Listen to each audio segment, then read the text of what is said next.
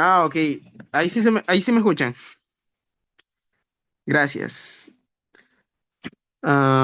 Sí, no me había dado cuenta que no estaba, que estaba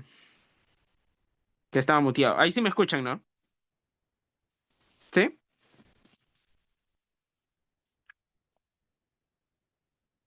Listo.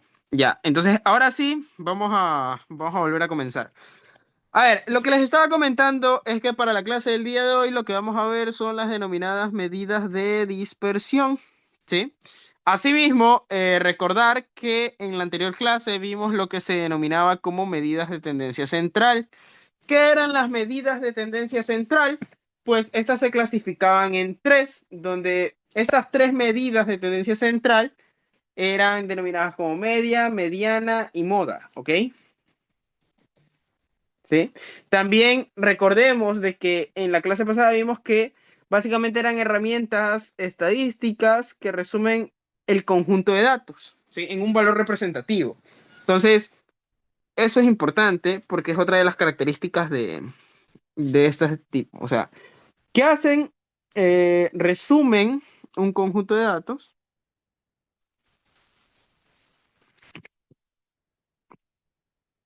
un conjunto de datos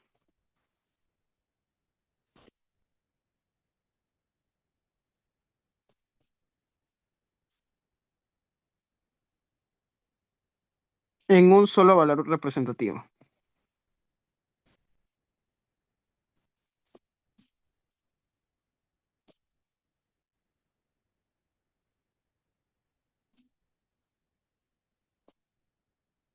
¿Ya? Entonces, todo esto era lo que estábamos viendo acerca de lo que denominamos como las medidas de tendencia central. Por lo tanto, ahora en esta clase, pues vamos a compartir nuevos temas y nuevos tipos de medidas que nos van a ayudar a clasificar de una mejor manera nuestros datos. Entonces, estas de aquí se clasifican, son medidas de dispersión. Pero ¿qué son las medidas de dispersión a diferencia de las de tendencia central? ¿Qué hacen y qué ayudan prácticamente? ¿En qué ayudan este tipo de medidas? Pues básicamente estas, su característica principal va a ser que analizan qué tan esparcidos están los datos.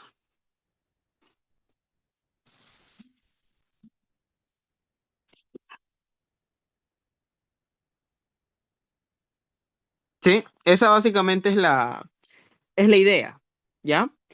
Asimismo, asimismo, una vez vemos cuáles son estas medidas, pues nosotros podemos denominar algunas. Entonces, la primera va a ser la denominada varianza. Entonces, ¿qué es la nomenclatura de la varianza? Pues aquí es donde las cosas van a comenzar a cambiar un poco. Resulta ser que la varianza, cuando hablamos de la varianza, en estadística, la varianza no es la misma para dos escenarios distintos. Digamos que si ustedes quieren sacarle la varianza a una población, no es lo mismo que sacarle la varianza a una muestra. Como vimos antes, tanto la población como la muestra eran dos cosas distintas que nos ayudaban a determinar conjuntos o grupos a los que nosotros queríamos estudiar. ¿Ya? Entonces, cuando nosotros queremos sacar una varianza acerca de la población, pues lo que básicamente queremos hacer es sacar a sigma cuadrado. Sigma cuadrado es igual a la sumatoria, y esto, agárrenlo bien, es la sumatoria entre xy menos x barra elevado al cuadrado. Y todo dividido para n grande. Recuerden que n grande viene a ser, ¿qué cosa? El tamaño de la población, ¿sí?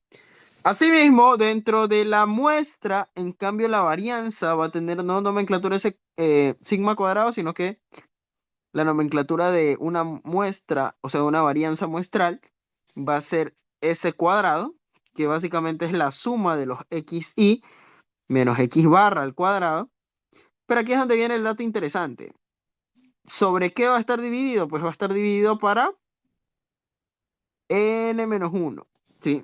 Pero ojo que aquí es minúscula porque recuerden que si hablamos del tamaño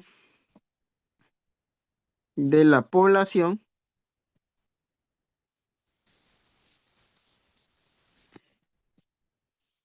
es n. Y asimismo tenemos que el tamaño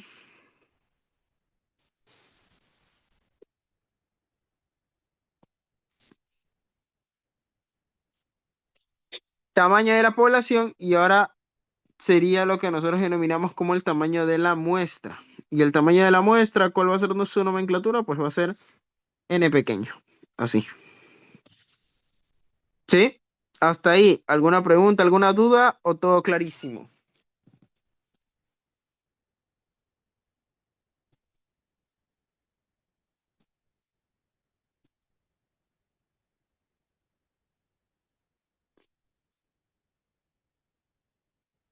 Supongo que hasta ahí está todo clarísimo, entonces vamos a seguir. Ok, una vez nosotros tenemos esto, pues también vamos a poder ver diferentes formas de calcularlo. Entonces ya vimos que la varianza poblacional no es lo mismo que la varianza muestral.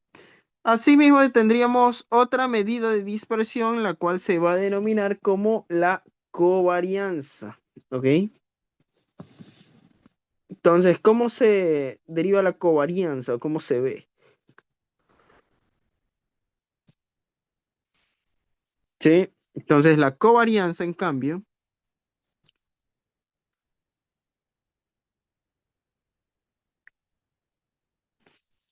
ya. ¿Cuál va a ser su igual? Entonces, la covarianza es igual a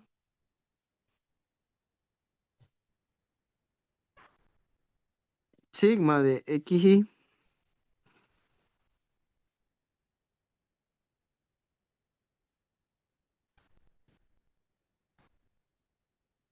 ¿Sí?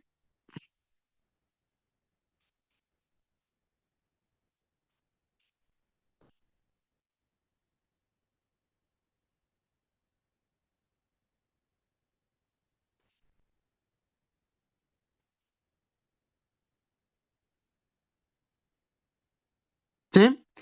Y esto va a estar dividido para el valor de la cantidad de elementos que tiene el conjunto de mi interés. ¿Sí?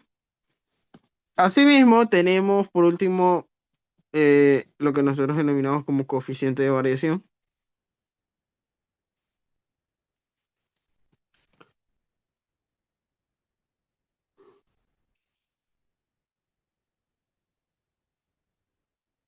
¿Sí? Hasta ahí, ¿alguna pregunta? Bueno, el coeficiente de variación, ¿cómo se lo saca? Va a ser igual a sigma dividido para x. ¿Sí? Ya. ¿Qué era sigma? ¿Alguien recuerda qué era sigma?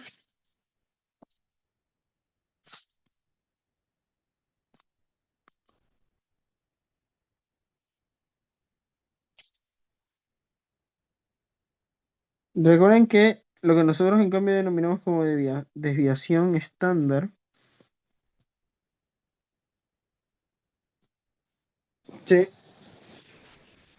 Si fuera una muestra, pues el cálculo sería raíz de, perdón, si fuera una población sería raíz de sigma cuadrado. Y si fuera una muestra sería raíz de s cuadrado.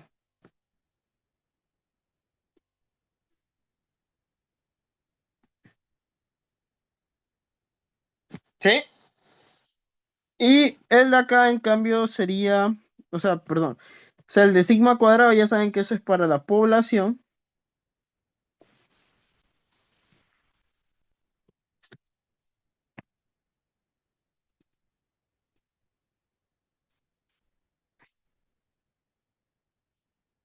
Y ahí este de aquí sería para la muestra.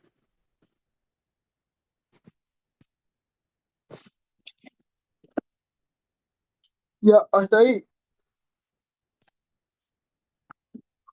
¿Alguna pregunta?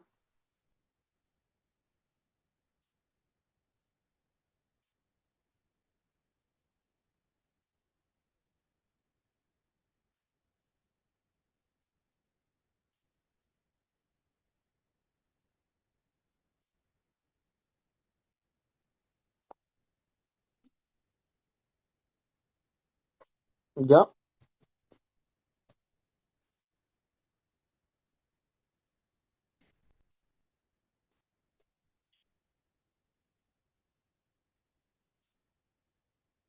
ya. Hasta ahí. ¿Alguna pregunta, alguna duda o todo claro?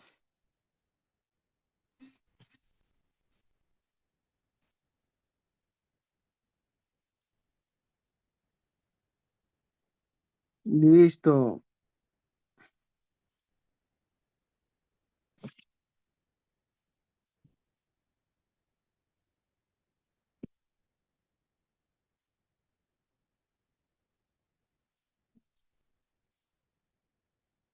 Ya. Ahora, dentro de aquí,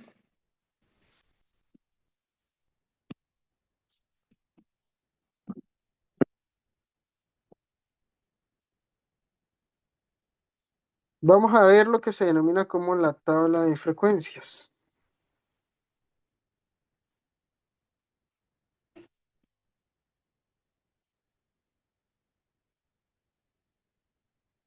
¿Mm? Correcto. Entonces, ¿qué pasa? Ahora vamos a ver cómo se introduce la frecuencia dentro de aquí. Entonces, resulta ser que hasta ahorita hemos encontrado y hemos estudiado lo que vienen a ser las medidas, pero ahora vamos a estudiar un poco de los datos. Resulta ser de que existen dos datos principales, que son los datos grupales, o bueno, sería no agrupados.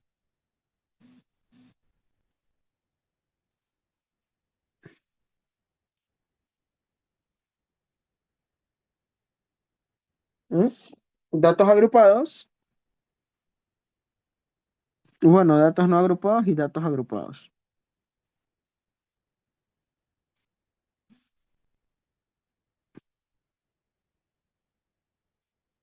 Entonces, para datos agrupados y para datos no agrupados, pues estos tipos de datos pueden ser tranquilamente vectores y ya. Pero para datos agrupados, lo que tienen que tener es básicamente como una especie de tabla, la cual esté separada por filas y columnas.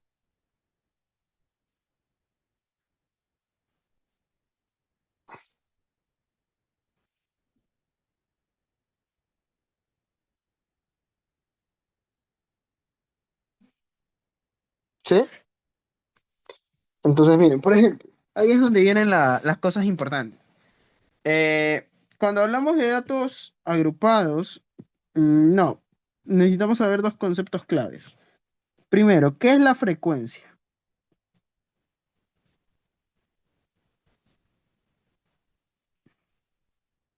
¿Ah? ¿Quién recuerda qué es la frecuencia? ¿Qué sería la frecuencia? Entonces recuerden que la frecuencia no es más que el número de veces,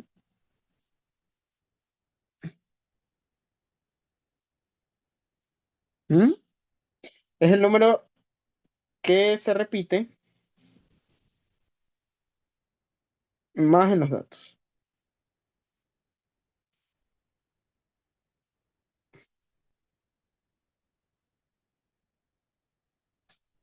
¿Sí?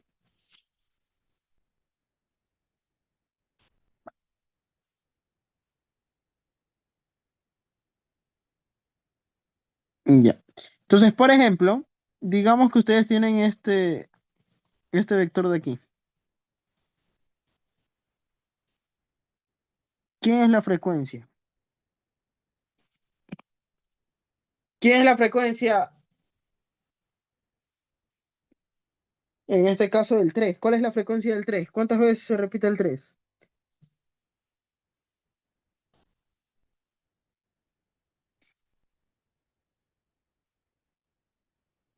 Ah,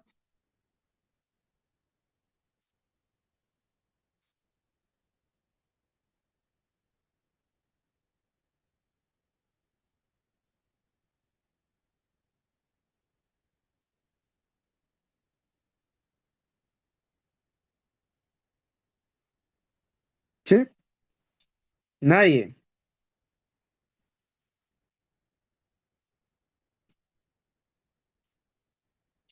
Correcto, me dicen 3 3 3.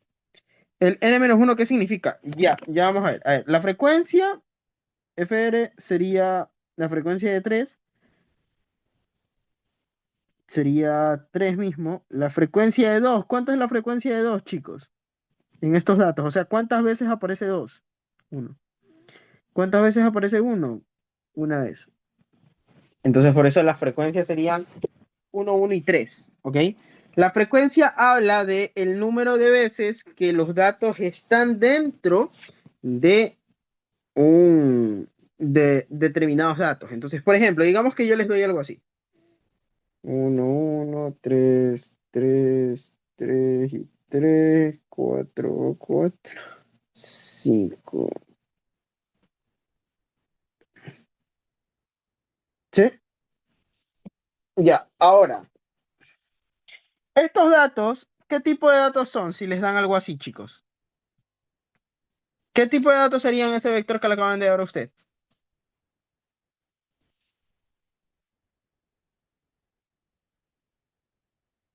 ¿Alguien me puede decir?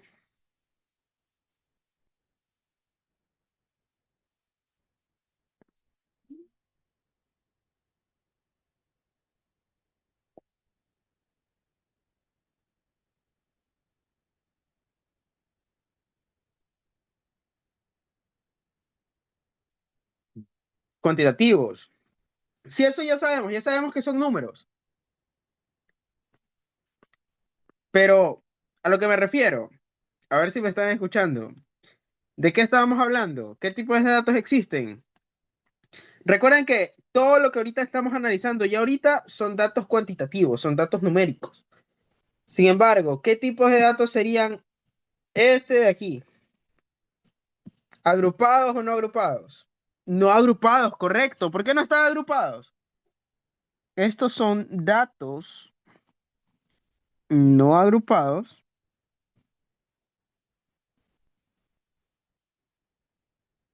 ¿Por qué?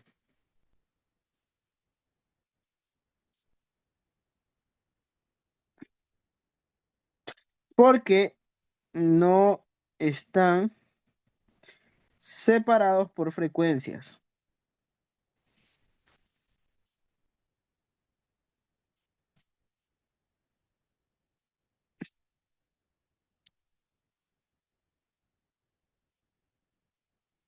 ¿Sí? Ahí sí entendido.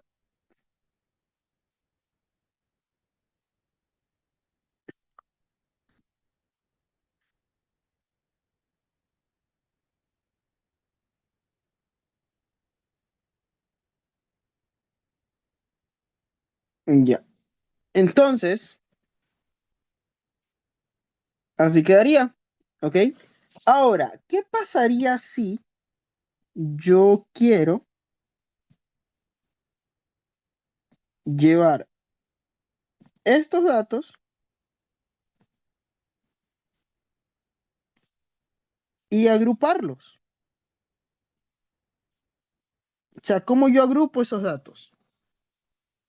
Entonces, ahí es donde nacen las famosísimas tablas de frecuencia.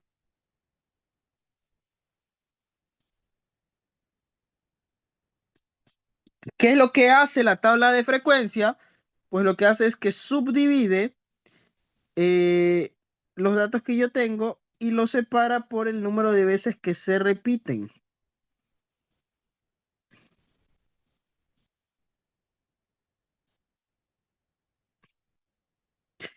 Y aquí van a aprender de que resulta que existen varios tipos de frecuencia. Ya. Entonces, la frecuencia dijimos que era el número de veces que se repite un dato. Sin embargo, existen varios tipos de frecuencia. Entonces, ahí es donde encontramos la primera, que es frecuencia absoluta,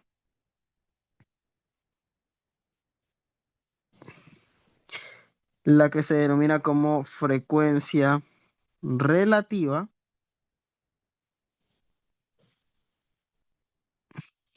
Ya, la frecuencia absoluta es el número de veces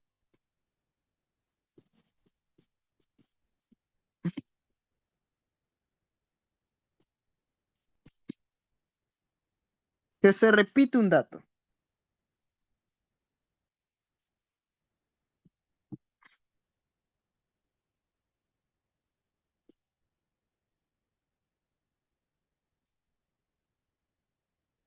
¿Sí?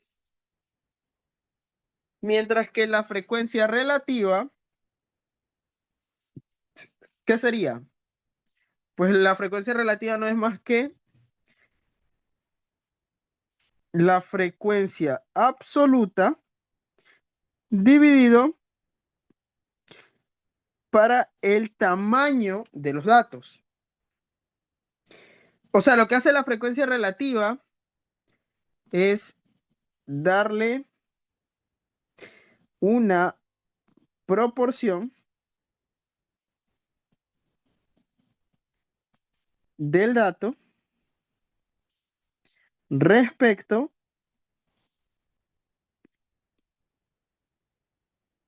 a todos los datos. Pero ojo cómo se saca, ¿no?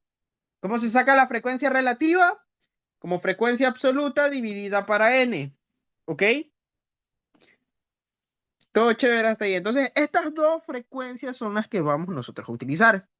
Entonces, en una tabla de frecuencia, en la primera, usted puede poner o bien observaciones o bien marcas de clase.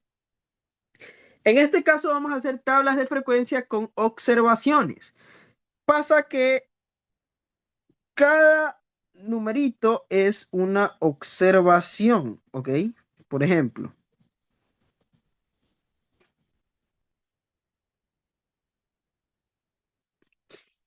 esta es la observación 1, esta es la observación 2, esta es la observación 3 y así sucesivamente, ¿sí? Todas esas son las observaciones que hay, ya, las necesarias. ¿Estamos de acuerdo? Ya. Entonces, asimismo, necesito sacar qué cosa, la frecuencia absoluta, que la frecuencia absoluta su nomenclatura es O, y miren la F, es una F minúscula, sí. Frecuencia absoluta. Y ahí es donde viene la frecuencia relativa. La frecuencia relativa es F pequeña r. ¿Ok? Entonces, ahora vamos a ver. El uno. ¿Cuántas veces se repite el uno? Chicos, ¿cuántas veces se repite el uno? Uno, dos. Entonces, ¿cuál es la frecuencia absoluta de uno? Dos. ¿Y cuál es la frecuencia relativa de el uno? Ah, ¿alguien sabría cuál es la frecuencia relativa del uno? Por supuesto. ¿A qué era igual la frecuencia relativa? A esta fórmula. A la absoluta dividida para el número de elementos. ¿Cuántos elementos tengo? Recuerden que n es el número de elementos, ¿ok? Entonces, sería 2 dividido para ¿cuánto?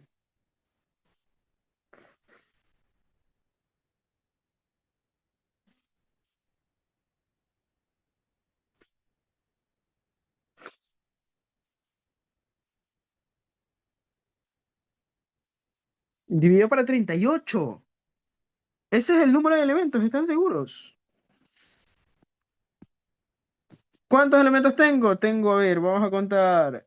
Uno, 2, 3, 4, 5, 6, 7, 8, 9, 10, 11 elementos. Y voy a volver a contar. Uno, 2, 3, 4, 5, 6, 7, 8, 9, 10, 11 elementos. ¿Sí? Son 11 elementos que hay. Entonces, n es 11. Por lo tanto, ¿qué va a suceder? Que va a ser 2 dividido para 11.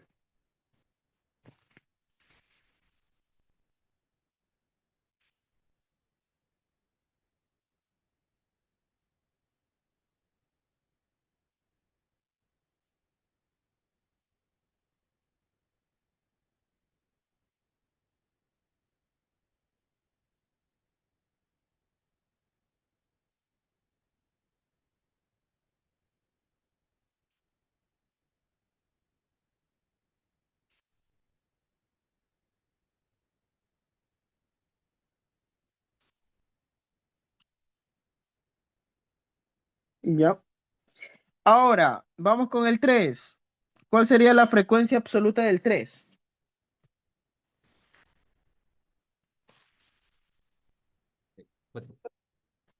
4, correcto. ¿Y cuánto sería la frecuencia relativa del 3?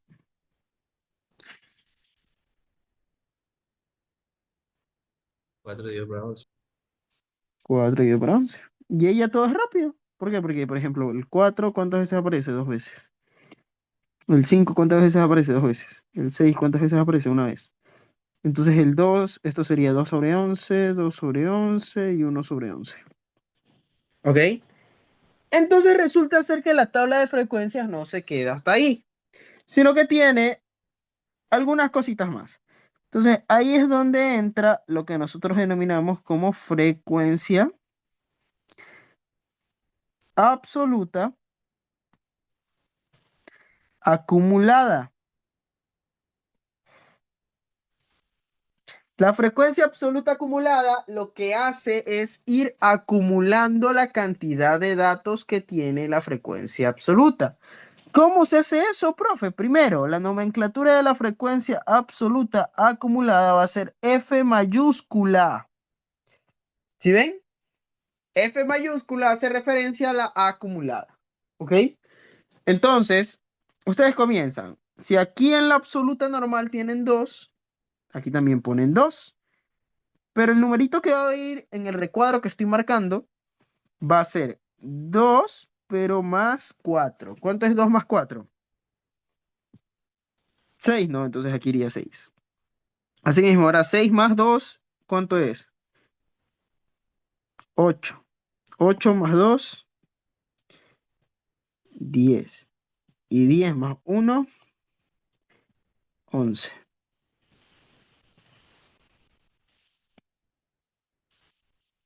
Y automáticamente esa sería la frecuencia acumulada.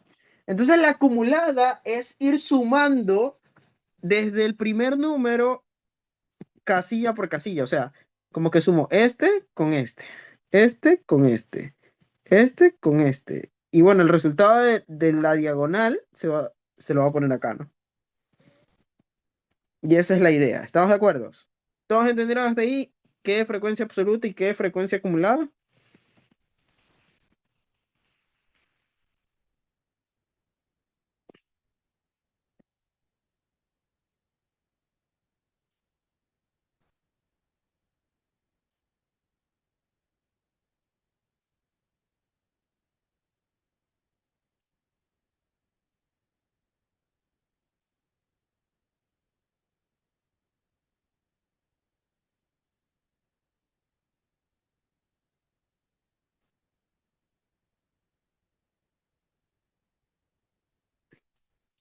¿Ya?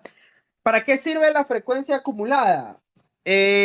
Normalmente, usualmente se la ve para ver qué tanto está creciendo qué tanto están creciendo los datos. Por el momento, se tienen que limitar a simplemente sacarlas porque aún no las hemos empleado. Aún no hemos hecho ejercicios donde podemos sacar interpretaciones acerca de eso. Pero la acumulada lo que hace es que, por ejemplo, ¿qué tipo de datos le da la acumulada? Por ejemplo, una cosa importante es que el último dato de la acumulada, o sea, este de aquí, tiene que siempre ser igual al número de elementos que hay. Entonces, si se dan cuenta que cuando yo acumulo el conteo de todos los elementos, me tiene que salir 11. ¿Por qué? Porque la cantidad de elementos que tengo dentro del vector son 11. ¿Sí? Entonces, Más que todo para lo que sirve, recuerden que estadística para lo que sirve es coger datos que están desordenados y ordenarlos bajo ciertos parámetros. Y estos parámetros pues van a ser todas estas casillas que en este caso estamos llenando. ¿Estamos de acuerdo? ¿Hasta ahí? ¿O no? ¿Alguna pregunta, alguna duda?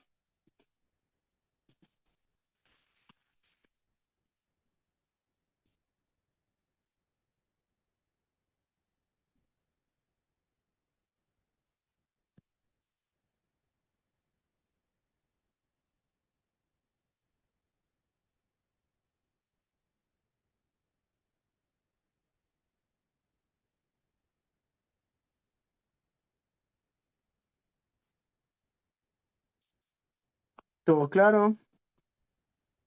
Listo. Ahora vamos a llenar la última casilla que va a ser, a ver, entonces la frecuencia absoluta acumulada eh, es la suma acumulada de la frecuencia absoluta.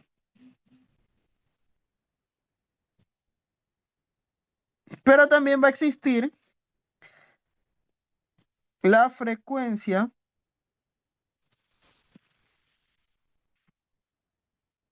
ah, la frecuencia relativa acumulada.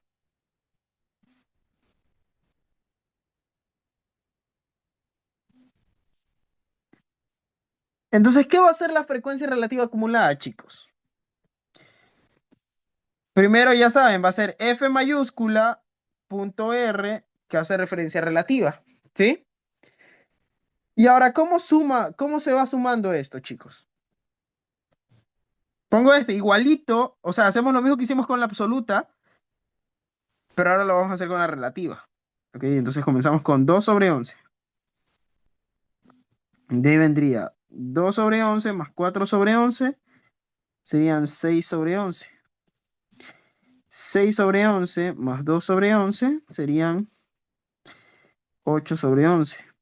8 sobre 11 más 2 sobre 11 serían 10 sobre 11. Y 10 sobre 11 más 1 sobre 11 sería 11 sobre 11. ¿Sí? ¿Y 11 sobre 11 cuánto es? 1.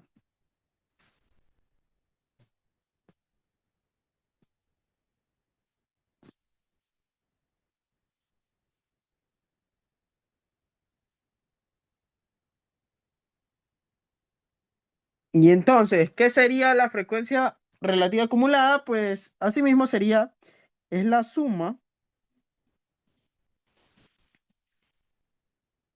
acumulada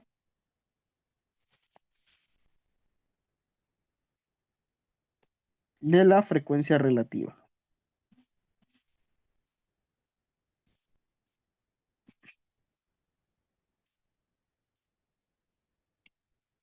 ¿Estás de acuerdo? ¿Preguntas? ¿Dudas? ¿O todo claro hasta ahí?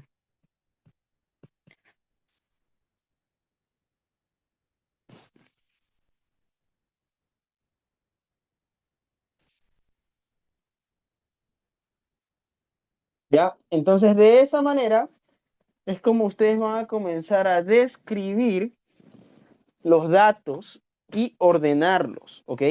Porque como vuelvo y repito, ¿para qué sirve la estadística? Pues usualmente existen de hecho varias ramas de la estadística, ¿no?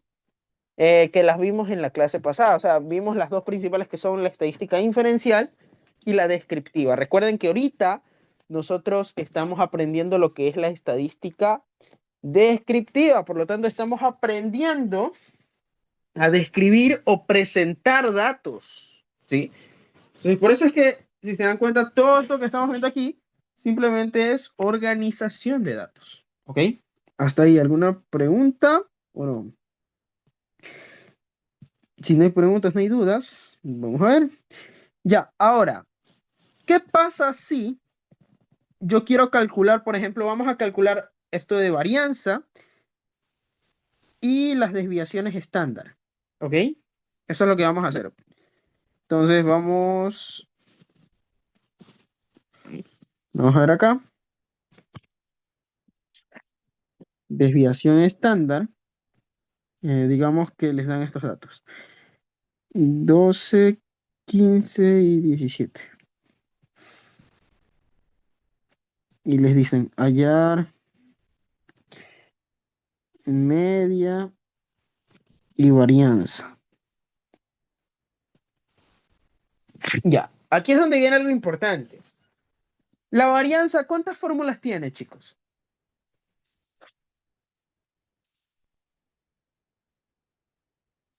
Dos. Ya. Aquí es donde entra la primera pregunta. ¿Cuándo utilizamos una o cuándo utilizamos la otra? ¿Ya? Nosotros vamos a utilizar la de la varianza, porque recuerden que está sigma cuadrado y está S cuadrado. S cuadrado ya saben que es para muestra y sigma cuadrado es para población. En conclusión, ustedes siempre van a utilizar la de S cuadrado, o sea, la muestra, a no ser que el ejercicio le diga a usted que es una población. Entonces, volvemos al ejercicio. Si voy a hacer el ejercicio que estoy señalando, ¿qué fórmula debería de usar? ¿La de S cuadrado o la de sigma cuadrado? ¿Ah?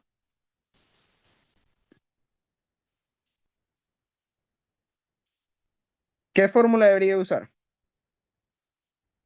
¿Sigma cuadrado o S cuadrado?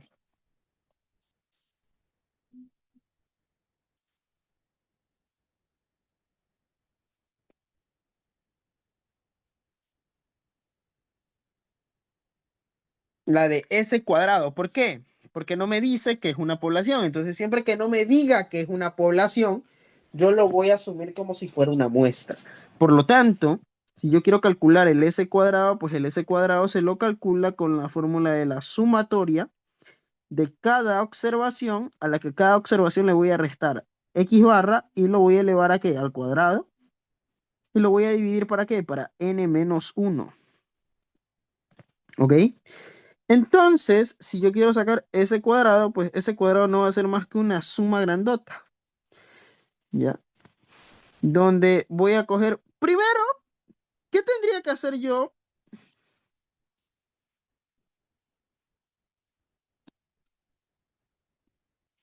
¿Qué tendría que hacer yo si quiero calcular ese cuadrado? ¿Qué es lo primero que ustedes ven que debería de calcular según la fórmula? ¿XY qué es? XY es cada observación. Por ejemplo, si yo les pregunto, X1, ¿quién va a ser X1?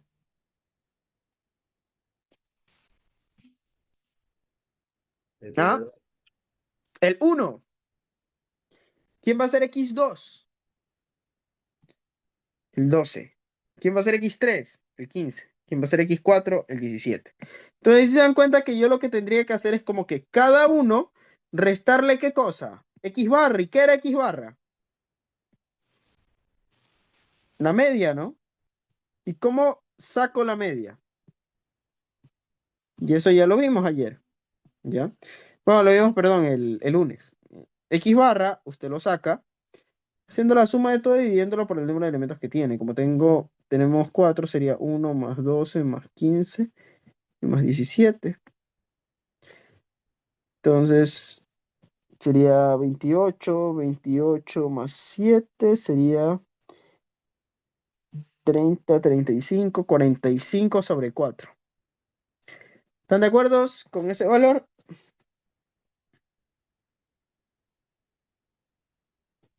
45 sobre 4. ¿Sí, no? Entonces, esto va a salir 11,25, ¿ok?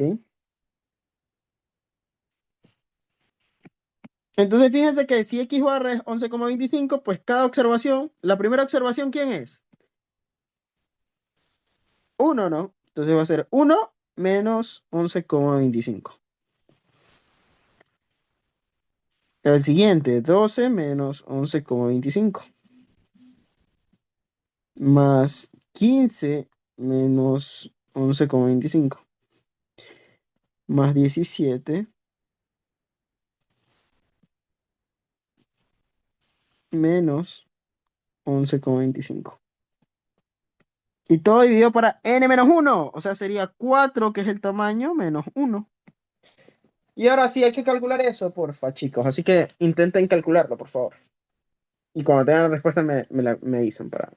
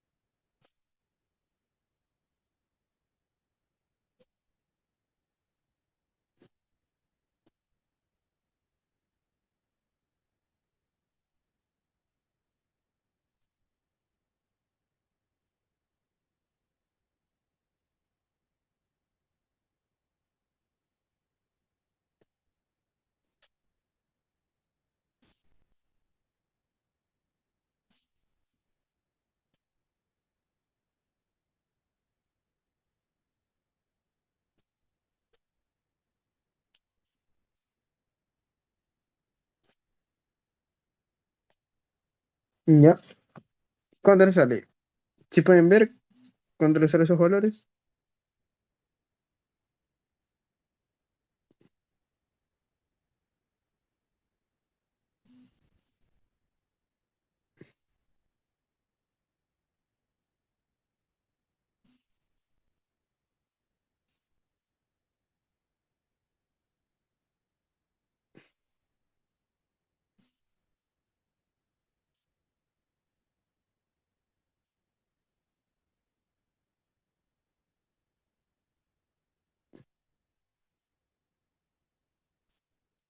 50,92.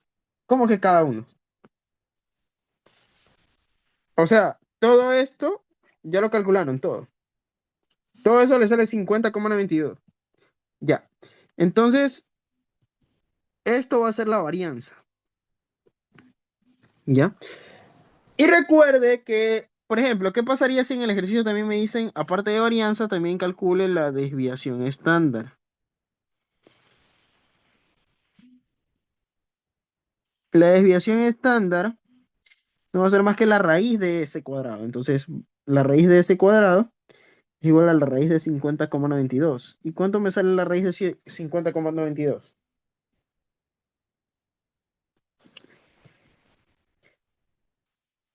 7,13. Ya. Entonces, ojo, casi que, miren, casi que la varianza no tiene mucha interpretación. O sea, sí, pero la que tiene una interpretación más exacta es la desviación estándar. ¿Por qué? Porque miren, fíjense, ¿cómo trabaja la varianza o qué hace la varianza en sí? La varianza lo que hace es que, digamos que coge como punto medio X barra y resulta ser de que tiene observaciones. Por ejemplo, observaciones X1, observación X2, observación X3, X4, X5, X6 y X7. ¿Ya? Entonces, ¿qué es lo que hace? La varianza lo que hace es que mide la distancia, por ejemplo, entre X barra y X1. Luego mide la varianza entre X barra y X2. Asimismo, luego mide la varianza, o sea, la distancia entre X barra y X3. Entonces, ¿qué es lo que va haciendo la varianza? La idea de la varianza va actuando así, va obteniendo estas distancias, ¿sí? Y yo les digo, según cómo se ve el gráfico físicamente, ¿todas estas distancias son iguales o distintas? Según lo que se ve físicamente, ¿son iguales o distintas las distancias?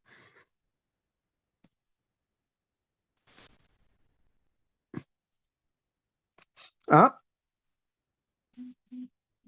son distintas, ¿ya? Entonces la idea de la varianza es que no coge y da un total de todas las distancias sumadas, sino que da un promedio de las distancias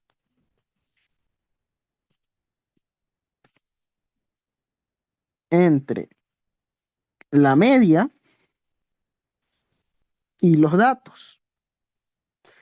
Entonces, ¿cómo yo saco un promedio de la varianza? O sea, ¿cómo yo saco un promedio de distancias?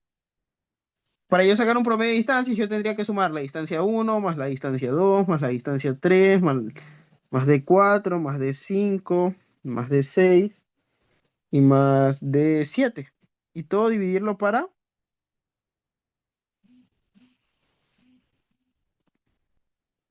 n, ¿ok? ¿Sí? ¿Están de acuerdo? Que así se sacaría un promedio, ¿no? ¿Y qué estoy haciendo ahí? Estoy sacando el promedio de las distancias, ¿ok? Promedio de distancias, PD. Ahora, vamos a pensar un poquito. Cada una de estas distancias, ¿qué son? Y ahí es donde comenzamos. Pensemos en esta distancia de aquí. Y aquí tenemos que recordar un poco de cálculo, métricas. ¿Qué son las métricas? Son aquellas funciones que nos servían para medir distancias, ¿ok? ¿Quién recuerda de cálculo de una variable cuál era la métrica euclidiana? ¿O nadie recuerda cuál era la métrica euclidiana? Vamos, pulgar arriba si le recuerdan, si no le recuerdan, no, pulgar abajo. A ver, supongamos que no lo recuerdan. Entonces, hablemos un poquito solo de números, ¿ya? Vamos a hablar de distancias en general, como si recién estuviéramos aprendiendo distancias. Si yo quiero saber la distancia entre 3 y 4, ¿qué hago? Ah, yo tengo que ver, bueno, la distancia es esto. Pero matemáticamente lo que se hace para sacar esta distancia que le vamos a denominar como D mayúscula, ustedes lo sacan cogiendo el valor mayor. ¿Quién es el valor mayor entre 3 y 4? El valor mayor entre 3 y 4. 4. Y le restas ¿qué? El valor menor, que sería 3, y automáticamente obtienes que la distancia entre 3 y 4 es 1. Lo obtenemos como una resta, ¿ya? Y eso es lo interesante, ¿no? Entonces, ¿cuál es el problema? Aquí, cuando nosotros estamos hablando de números, nosotros tenemos un orden, ¿no? De hecho, eso lo estudiamos en el pre. Nosotros vemos que dentro de las matemáticas existe un dilema que viene a ser el orden en cómo deben de estar ubicados los números, ¿sí? Y entonces nosotros podemos hacer relaciones, podemos ver cuál es mayor, cuál es menor. ¿Cuál es el problema? Que existen datos con los que yo no puedo ver ese orden. Entonces, ¿cuál sería el problema de usar esta resta así como está? ¿Cuál sería el problema? Si yo no sé qué dato es mayor, nadie, no se les ocurre nada. Digamos, ¿cuál sería el problema de que yo reste 3 menos 4 y no 4 menos 3? Con la distancia de acá. Pues el problema sería que el valor me sale negativo, pero las distancias no pueden ser negativas. Entonces, ¿yo qué necesito? Necesito que los valores sean positivos. Obviamente, cuando yo estoy dentro del ejemplo que les estaba diciendo de los números, es bastante sencillo evitar esas distancias negativas. ¿Cómo las evitamos? Las evitamos simplemente poniendo el mayor primero y luego el menor. Pero ¿qué pasa con los datos? Existen datos según... Esto es como que fuera física, ¿no? O sea, como que imagínense que la distancia entre cada uno, entre la media y cada uno de los datos son vectores. Entonces, nosotros no sabemos si x1 es mayor que x barra, porque estamos suponiendo que vamos a hacer una fórmula para cualquier dato, ¿ya? Entonces, lo que nosotros, para poder evitar esas distancias negativas, poder evitar eso, es que en vez de hacer, o sea, de ver quién es mayor, porque recuerden que si nosotros supiéramos si x1 o x barra, alguno de ellos fuera mayor, nosotros ahí podríamos hacer la resta y podríamos sacar la distancia, pero como no lo sabemos, lo que nosotros hacemos es, ¿sabes qué? Yo voy a restarlo, como a mí me dé la gana. En este caso lo voy a restar así. Pero para evitar el negativo, hago esto. Entonces la distancia 1 va a ser x1 menos x barra al cuadrado.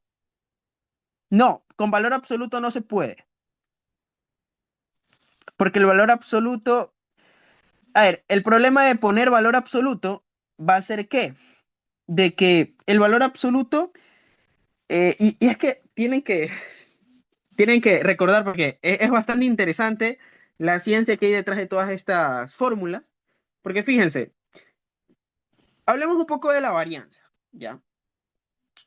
Resulta ser que cuando nosotros veíamos cálculo de una variable, había un problema que tenía el valor absoluto. Y el valor absoluto tenía un problema porque su forma era así, pero para cálculo de una variable no podíamos usar este pico. ¿Por qué? Porque ese pico hacía que la función sea no derivable. ¿Cuál es el problema? De que nosotros a veces, y va a llegar un punto en el que en estadística, a la varianza la vamos a querer optimizar, ¿ya? Pero el valor absoluto no lo vamos a poder optimizar. ¿Por qué? Porque en ciertos valores no es derivable, ¿ya? Entonces, como no vamos a poder optimizar la varianza, por eso es que no podemos utilizar el valor absoluto. Porque con el valor absoluto también solucionamos el negativo. Sin embargo, como nosotros necesitamos tener una función suave y continua para que sea derivable, entonces elevamos al cuadrado. Utilizamos mejor ese argumento matemático, ¿ya? Entonces, por eso es que D1 es como que fuera x1 menos x barra al cuadrado, D2 es como que fuera x2 menos x barra al cuadrado, y así sucesivamente, ¿no? Cada uno va a ser así.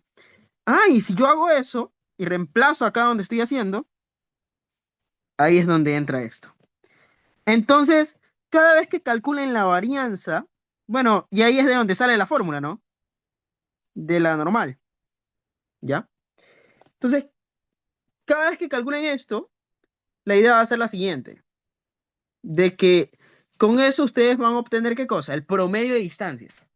Entonces, cada vez que calculen la varianza, lo que se tienen que imaginar es eso que está ahí, ¿sí? Hasta ahí, ¿alguna pregunta del cómo se sacó la varianza?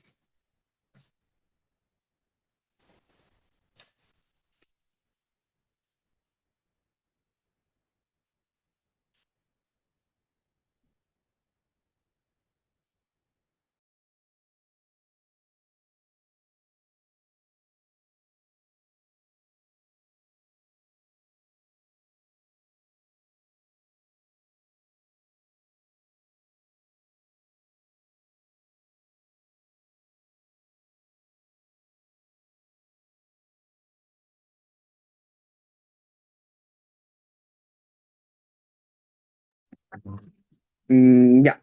Entonces, bien, chicos, si no hay preguntas y todo está claro, pues prácticamente hasta aquí nos quedaríamos. Eh, Recordar que probablemente este viernes de aquí, claro que déjenme ver, claro, sería ya viernes. Para el viernes vamos a tener una clase más, entonces si quieren asistir, ya saben que pueden tranquilamente ver y prácticamente esperar la información en el grupo, ¿ya? Recuerden asimismo que aún tenemos cupos disponibles en lo que es nuestro curso de acompañamiento, el cual por el momento estamos dando lo que son las clases abiertas.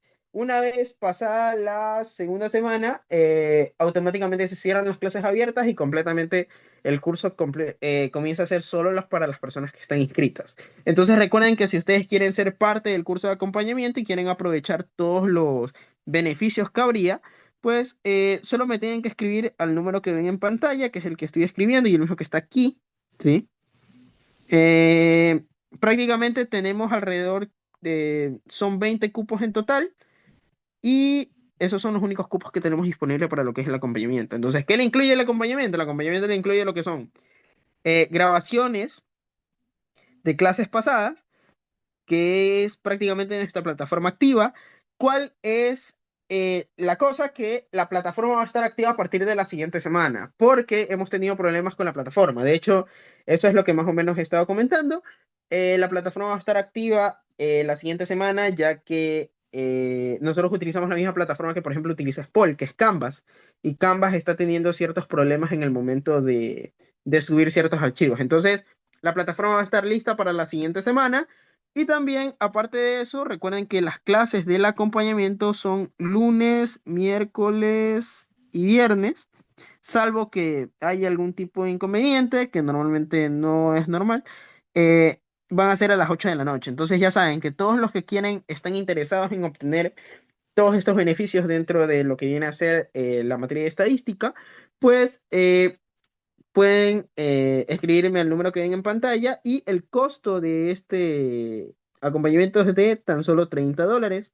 De hecho, si desean y se quieren inscribir, quieren separar su cupo, también podrían pagarlo en dos partes si desean. Entonces, cualquier cosa me pueden escribir por internet, ¿sí? Entonces, eso sería todo, chicos. Espero que les haya gustado la clase. Nos vemos en la siguiente clase, ¿ok? Chao, cuídense mucho.